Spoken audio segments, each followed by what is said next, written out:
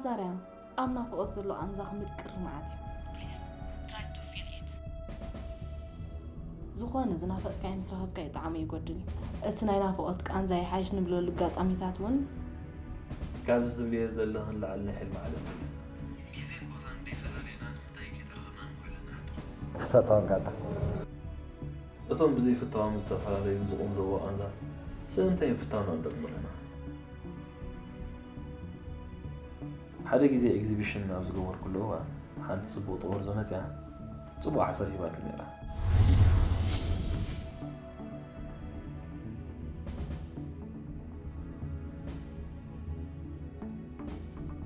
ስለምንታይ ንዓለም ትልቅዕ ምስላዲ ተባሂላ ርእይቶ ሂባትኒ ነይራ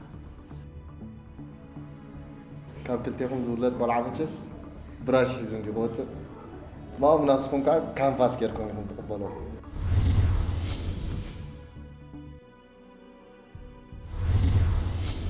እዛ ሳክት ፌክ ዝኾነት ዓለም ብሓደ ተሓሳስባ ክትከይድ ኣለዋ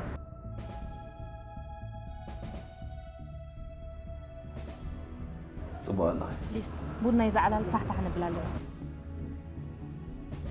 ነቲ ልደት ዘይብዕላለይ ፈረንጂ ክሪስማስ ከብዕል ግዴታ እዩ እንታይ ጠቀም ኣለዎ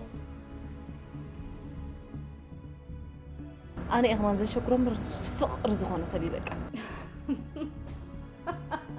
14 لكاتيت كم كلن معلتات ترى معلتها ده اللي خسك شلل لنا نحلفه